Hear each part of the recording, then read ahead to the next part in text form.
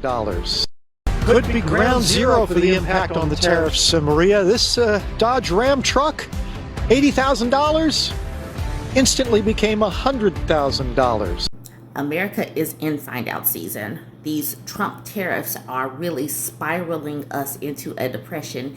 Yay for Trump tariffs. Many of these red states that rely on liquor sales are about to feel it. So this is Canada pulling $1 billion worth of American alcohol off of the shelves in Ontario alone. I was in the Buy Canadian subreddit just seeing what they are saying about America and Trump and whatnot. So this is one of the posts. All right, let's look at some of the comments.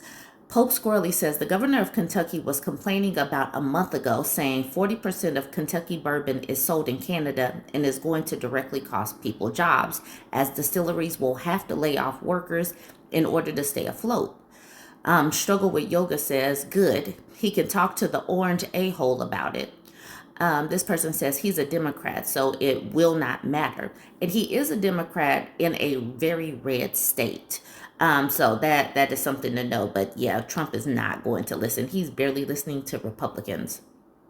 Northern Frog says, as a very patriotic Canadian, I honestly love 50% of Americans. It does break my heart to know that people will lose their jobs, but they know exactly who they have to blame for it. They did it to themselves. And then Ad Administrative says, as an American, I'm really glad to see all of you standing with your fellow countrymen. I don't think anyone here will learn unless there's some real widespread repercussions. And I feel exactly the same.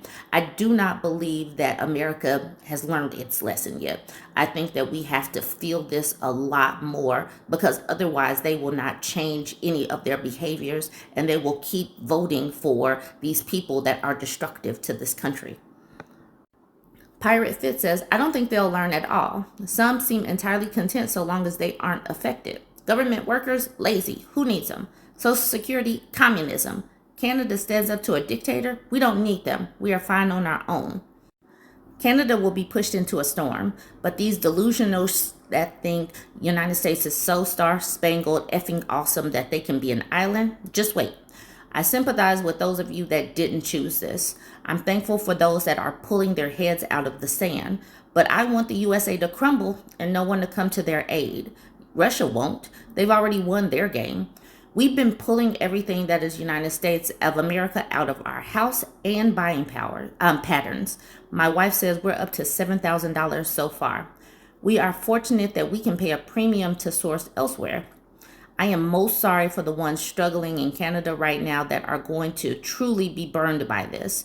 This United States government administration is unforgivable. That is what they are saying. They are tired of this mess, and they need to boycott us. We don't deserve their money as it stands right now. I love the way this Premier Wab Canoe is signing this executive order, basically mocking Donald Trump in the fanfare in which he signs his executive orders, especially since they are signing an executive order to remove United States liquor. They are about to harm many of these people, and many of these people voted for Trump, so they deserve it. Okay, this order, it's a wonderful order, it's a beautiful order. This order is pulling American booze off the liquor mart shelves.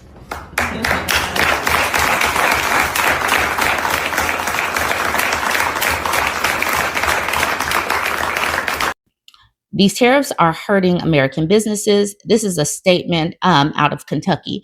This person says, Kentucky bourbon is a great American success story. Distilling is a $9 billion signature business in the Commonwealth, responsible for more than 23,000 jobs and $2.2 billion in salaries and benefits. Unfortunately, the return of retaliatory tariffs on American whiskey will have far-reaching consequences across Kentucky, home to 95% of the world's bourbon. How many of those people voted for Trump? Trump said he was putting tariffs on countries. Trump is trying to harm other countries. Of course, they're going to retaliate. All right, it says that means hardworking Americans, corn farmers, truckers, distillery workers, barrel makers, bartenders, servers, and the communities and businesses built around Kentucky bourbon will suffer. As a distinctive product of the United States, bourbon cannot be made anywhere else in the world. It is truly America's only native spirit. Bourbon jobs are American jobs, and we grow bourbon jobs by opening markets across the globe. Retaliatory measures against bourbon harms these markets and jeopardizes growth for years to come, including unjust and disproportionate removal of American spirits from retail shelves and prohibition on new purchases of alcohol from American companies. Kentucky bourbon brings people together, and we hope we can be a uniting force in this situation. In the meantime, Kentucky Distilleries Association will continue to remind leaders of the far reaching impact of our signature spirit and our concern for the loss of American jobs. Eric Gregory, Kentucky Distillers Association President. I hope these people are taking their beef to their congressmen, because I saw them sitting up here clapping for everything that Trump was doing yesterday. He's upset that Canada is retaliating, but America is the one that, no, not America.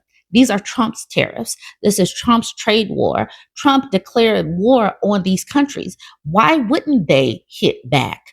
They need to take it to where their beef really lies, and that is Trump and the Republicans that are supporting all of this madness.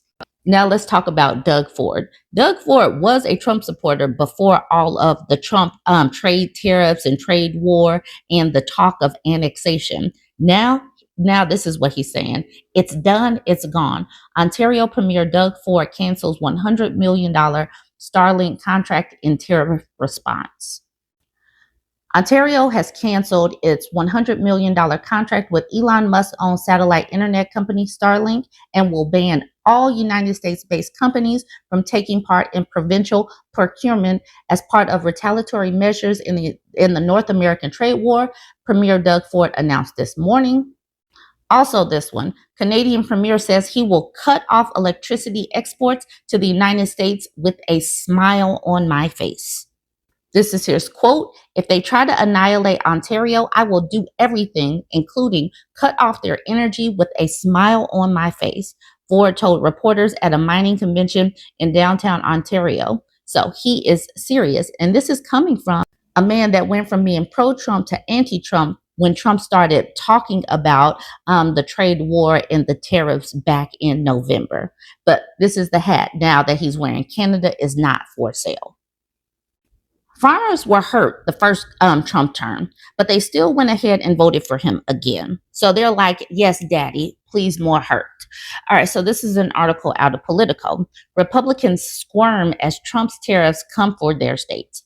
The agriculture industry will take a major hit from the new 25% duties on Mexico and Canada that went into effect at midnight. Republicans in Washington have spent weeks dismissing concerns about President Donald Trump's tariffs or arguing they're just a negotiating tactic.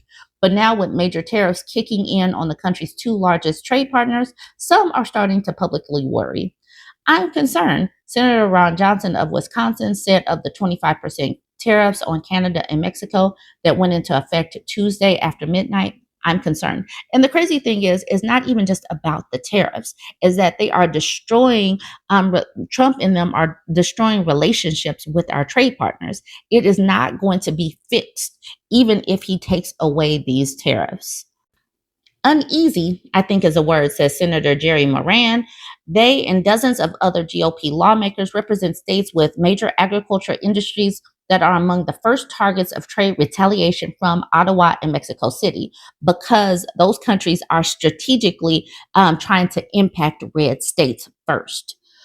The Canadian government has already disclosed more than 20 billion, not 2 billion, 20 billion worth of United States goods it plans to slap with higher tariffs, including food products such as poultry, beef, fish, and yogurt. The fallout for the agricultural producers, a traditionally conservative-leaning industry, will be severe and is prompting Republicans in those states to take an uncomfortable position in the party right now, questioning, albeit quietly, a major plank of Trump's agenda. These are all headlines from the Wall Street Journal from yesterday. How uncertainty from Trump's tariffs is rippling through the economy. The two-headed monster stalking the economy has a name: stagflation. Trump's tariffs cause chaos in auto industry. Tariff war risk sinking world into new Great Depression, International Chamber of Commerce warns. Everything that Trump has done so far is to push us into another Great Depression. We've already had the Great Depression, and it was brought upon because of tariffs. And he is doing it again to our country. This is solely on him and his decision making. There's nothing that he can point to say the Democrats did this, that Joe Biden did this, that Obama did this. This is squarely his doing. And it has to be said, Trump's tariffs, Trump's trade war. We're in find out season, y'all. This is where we are. Join the conversation, like, comment, and In 1930, the Republican-controlled House of Representatives, in an effort to alleviate the effects of the, anyone? The Great Depression, passed the, anyone? The tariff bill, the Hawley-Smoot Tariff Act, which, anyone, raised or lowered? Raised tariffs in an effort to collect more revenue for the federal government. Did it work? Anyone? Anyone know the effects? It did not work, and the United States sank deeper into the Great Depression.